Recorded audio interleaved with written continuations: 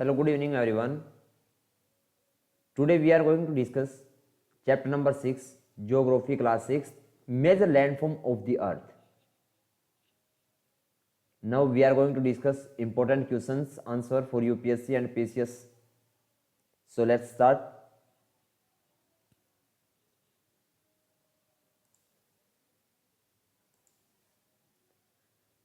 Today our first question is from this chapter. Example of various earth forms, mountain, valleys, produce and what process have resulted in the plains. यानी कि पृथ्वी के जो विभिन्न स्वरूप हैं like पर्वत, घाटी, पठार और मैदान, उनका जो निर्माण है वो किन क्रियाओं के परिणाम स्वरूप हुआ है वो पूछा गया है. तो answer will be option C, due to both internal and external processes. यानी कि आंतरिक और बाह्य दोनों प्रक्रियाओं के द्वारा जो है हमारे पर्वत, घाटी, मैदानों और पठारों का निर्माण हुआ है. Different type of topography are form by two processes due to the fresh और internal process. In many places the surface of the earth rises somewhere then it gets sent somewhere. जो हमारे विभिन्न प्रकार के जो सतल रूप हैं उनका निर्माण दो प्रक्रियाओं के द्वारा होता है हमेशा. एक होती है प्रथम या फिर आंतरिक प्रक्रिया कारण, जहां बहुत से स्थान हमारी आंतरिक प्रक्रिया क्या होती है जहां पे बहुत से स्थानों पर पृथ्वी की सतह कहीं उठ जाती है या फिर कहीं पर धंस जाती है. And second one is the external process is the process of continuous formation और break down of the site. यानी कि दूसरी या फिर भ्रा प्रक्रिया जो है वो क्या होती है हमारी सतल के लगातार बनने या टूटने की प्रक्रिया होती है. कंटिन्यूअस फॉर्मेशन और break down of the site. After that our next question is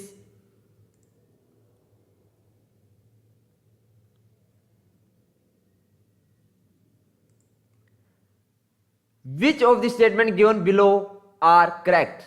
आपसे पूछा गया है कि नीचे आपको दो स्टेटमेंट दी गई है उनमें से कौन सा सही है. तो first statement is the wear and tear of the earth surface is called erosion. क्या कहा गया है? The wear and tear of the earth surface is called erosion. यानी कि पृथ्वी की सतह के टूटकर घिस जाने को हम अपरदन कहते हैं. इरोजन का मतलब क्या होगा आपका? अपरदन. Second statement is the process of creating new surface of the earth is called deposition. और दूसरा क्या कहा गया है कि पृथ्वी की नई सतह के निर्माण की प्रक्रिया को हम क्या कहते हैं? डिपोजिशन यानी कि निक्षेपण कहते हैं. तो विच स्टेटमेंट आर करेक्ट? तो ऑप्शन सी, और answer will be option C, 1 and 2 both. एक और दो दोनों. Both statement are correct. The wear and tear of the earth surface is called erosion. तो पृथ्वी की सतह के जो घिसकर टूट जाने को हम क्या कहते हैं? अपरदन कहते हैं. The surface is reduced by the action of erosion and they are rebuilt by the process of deposition. और अपरदन की क्रिया के द्वारा क्या होता है? सतह नीची हो जाती है और निक्षेपण की प्रक्रिया के द्वारा इनका फिर से निर्माण हो जाता है. Both this process take place through flowing water, air and ice. और क्या कह दिया गया? ये दोनों ही प्रक्रिया बहते हुए जल, वायु तथा बर्फ के द्वारा होती हैं. After that also this topography is under external process of construction. क्या कह दिया गया है? Also the topography is under external process of construction. यानी कि साथ ही यह स्थलाकृति निर्माण की भ्रा प्रक्रिया के अंतर्गत आती है. After that, our next question will be, our next question is, which is the oldest mountain range in the world? क्या पूछा गया आपसे? Which is the oldest mountain range in the world? यानी कि विश्व की सबसे जो पुरानी वृक्ष श्रृंखला है वो कौन सी है? जो माउंटेन रेंज क्या होगी आपकी? पर्वत श्रृंखला. और ओल्डेस्ट आपकी पुरानी. So answer will be option A, Aravalli mountain. यानी कि अरावली पर्वत. The Aravalli mountain range of India is the oldest mountain range in the world. जो अरावली पर्वत श्रृंखला है वो विश्व की सबसे पुरानी वृक्ष पर्वत श्रृंखला है. This chain has been eroded due to the erosion process. और ये क्या किसके कारण यह घिस गई है? अपरदन की प्रक्रिया के कारण यह श्रृंखला जो क्या हो गई है? घिस गई है. The Appalachians of North America and the Ural Mountain. और क्या कहा गया है? The Appalachian of North America and the Ural Mountain of Russia appear spherical and have a low elevation, यानी कि उत्तरी अमेरिका के जो अल्पेशियन और रूस के यूराल पर्वत गोलाकार दिखाई देते हैं एवं इनकी जो ऊंचाई है वो कम है। These are very old mountains, ये बहुत पुराने हैं। The Himalayas of India are also an example of the वलित माउंटेन, और जो हमारे भारत का जो हिमालय पर्वत है वो भी किसका एग्जाम्पल है? वलित पर्वत का ही एग्जाम्पल है। After that our next question is consider the following statements. नीचे आपको फिर स्टेटमेंट दी गई है और इनको देखना है, तो चलिए देखते हैं। Mountain that always have frozen ice river sea is called हिमानी। जिन पर्वतों और हमेशा जमी रहने वाली बर्फ की नदियां होती हैं उन्हें हम क्या कहते हैं? हिमानी कहते हैं। The series of mountain to be arrange in a line order is called series. पर्वत के रेखाक्रम में व्यवस्थित होने को हम क्या कहते हैं? श्रृंखला कहते हैं। So our answer will be option C, both 1 and 2, और both statement are correct. These are always frozen ice rivers on some mountains are called Himani. There are some mountains which are within the sea which we cannot see. कुछ पर्वतों पर हमेशा जमी रहने वाली बर्फ की नदियां होती हैं और उनको हम क्या कहते हैं? हिमानी कहते हैं। और कुछ ऐसे भी पर्वत हैं जो समुद्र के अंदर हैं जिन्हें हम देख ही नहीं सकते, which we cannot see. After that, mountains can also be arranged in a line sequence called a series. और पर्वत एक रेखा क्रम में जब व्यवस्थित होते हैं तो उसको हम क्या कहते हैं? श्रृंखला कहते हैं। Many mountain systems occur in parallel series such as the Himalayas, the Alps and the Andes mountain ranges. यानी कि बहुत से पर्वतीय तंत्र जो है समांतर श्रृंखलाओं के क्रम में बने होते हैं। उसके लिए एक एग्जाम्पल ले सकते हैं हिमालय, आल्पस और एंडीज पर्वत का। After that our next question is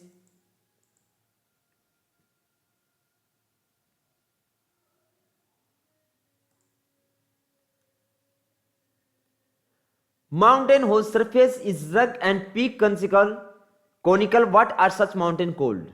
क्या पूछा गया है? mountain whose surface is rugged and peak conical, which are such mountain called?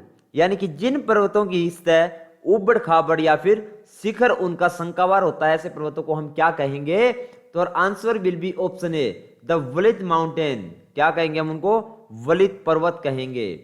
The mountain whose surface are rugged and the summit is conical are known as वलित mountain. जिन पर्वतों की सतह उबड़ खाबड़ या फिर शिखर उनका शंकावार होता है उनको हम क्या कहते हैं? वलित पर्वत कहते हैं।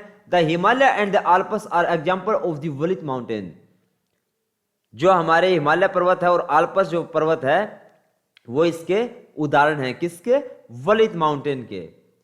After that our next question is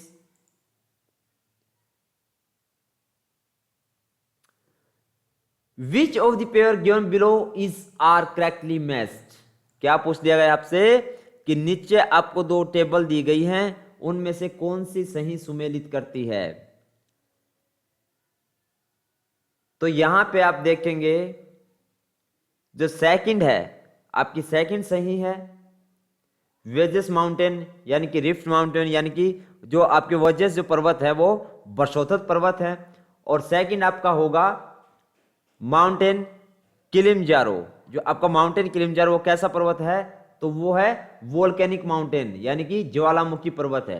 ये दोनों आपका फर्स्ट और फोर्थ जो होगा आपका वो दोनों इनकरेक्ट होंगे और सेकंड और थर्ड आपके बिल्कुल करेक्ट दिए गए हैं। The Appalachian of North America, क्या कहा गया है? The Appalachian of North America and the Ural mountain of Russia appeared by spherical hand have low evaluation. यानी कि उत्तर अमेरिका का अल्पेशियन और रूस के यूराल पर्वत गोलाकार दिखाई देते हैं और इनकी ऊंचाई जो है वो बहुत कम है।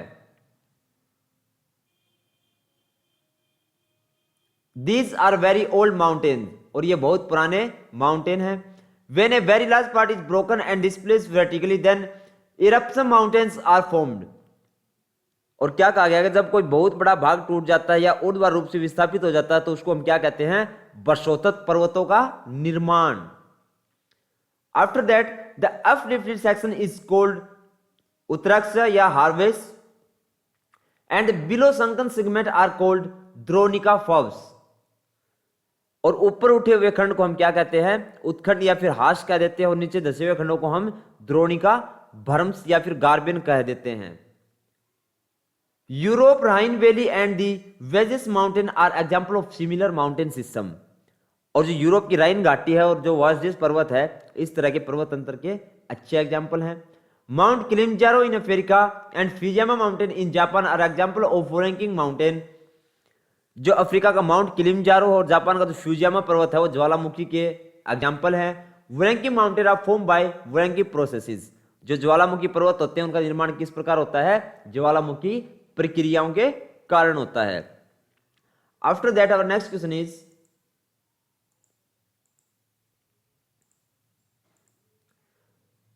In which ocean is the Mauna Kea mountain located. क्या कहा गया है, in which ocean is the Mauna Kea mountain located, यानी कि मोनाकी पर्वत जो है वो किस महासागर में है। तो answer will be option B, Pacific Ocean, यानी कि प्रशांत महासागर में। The Mauna Kea mountains is the Pacific Ocean lie beneath the surface of the ocean. Its height 10,205 metre is higher than the Everest summit. यानी कि प्रशांत महासागर में स्थित मोनाकी पर्वत सागर के सतह के नीचे स्थित है और इसकी ऊंचाई जो है वो एवरेस्ट शिखर से भी अधिक है। और इसकी ऊंचाई कितनी है, 10,205 metre. After that our next question is,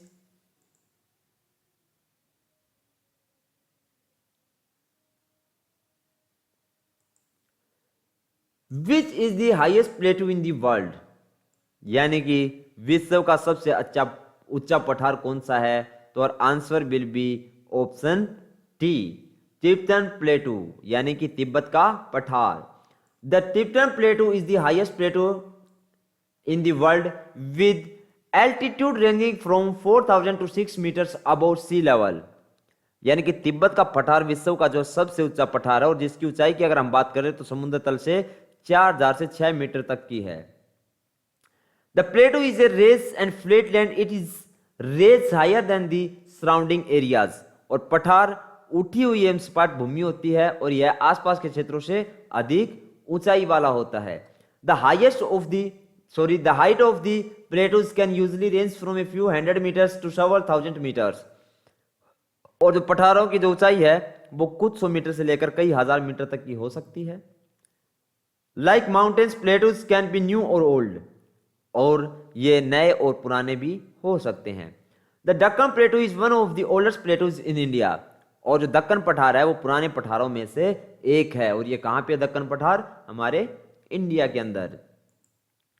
after that our next question is,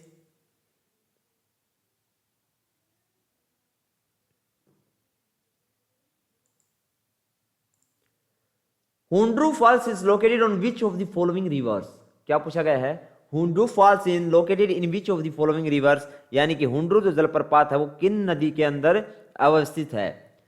तो our line will be our answer will be option C, gold line, यानी कि स्वर्ण रेखा। There are also waterfall in the plateaus area because the rivers fall in height air. जो पठारी क्षेत्र में भी जलप्रपात होते हैं क्योंकि यहां पे नदियां ऊंचाई से गिरती हैं। The Hundru fall on the golden shrine of Chota Nagpur plateaus is the most famous waterfall of Jharkhand. और छोटा नागपुर पठार के जो स्वर्ण रेखा नदी पर स्थित जो हुंड्रू जलप्रपात है वो झारखंड का सबसे प्रसिद्ध जलप्रपात है। This waterfall fall from A height of 320 feet. और ये कितनी ऊंचाई से गिरता है, 320 फीट की ऊंचाई से। जोग fall on the Saraswati river in Karnataka is example of the type of waterfall. और क्या कहा गया है कि कर्नाटक में सरस्वती नदी के ऊपर जो जोग प्रपात है वो इस प्रकार के जलप्रपात का उदाहरण है। After that Shiv Sundaram waterfall is located on the Kaveri river on the state of Karnataka and the Shambho fall. यानी कि मध्य प्रदेश में जबलपुर के निकट नर्मदा नदी पर स्थित है। कौन सा,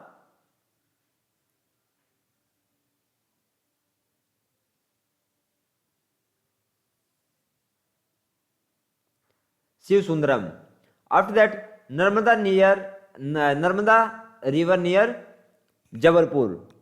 ये यहां पे जबलपुर के जो शिव सुंदरम है वो जलप्रपात कर्नाटक राज्य में कावेरी नदी पर स्थित है। और जो धुआंधार जलप्रपात है वो कहां पे है, मध्य प्रदेश में जबलपुर के निकट नर्मदा नदी के ऊपर स्थित है। After that our next question is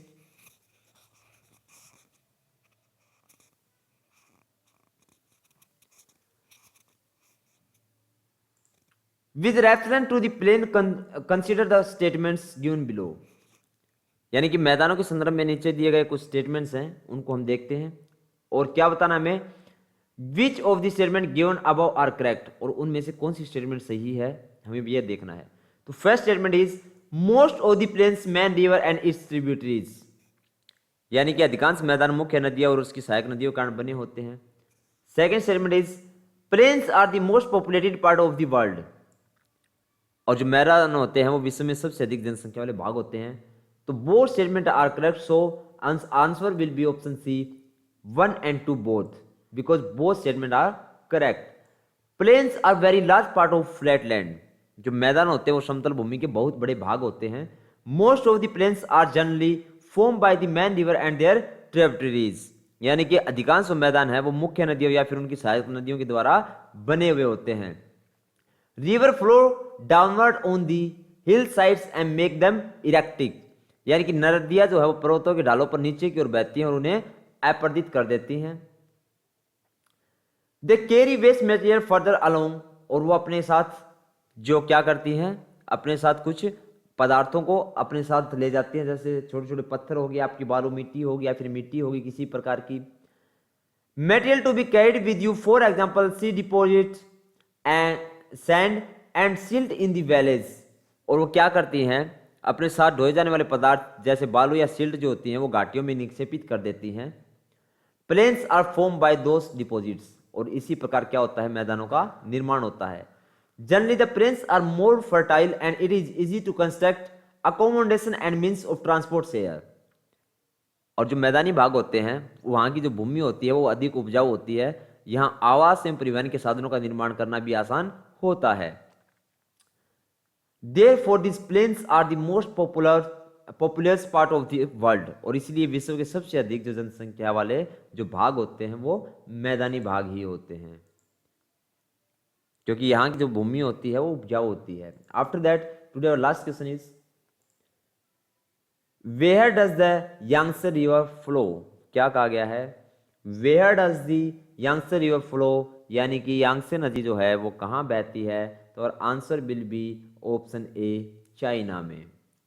जो यांगत्से रिवर है वो कहाँ पे बहती है, चाइना में बहती है।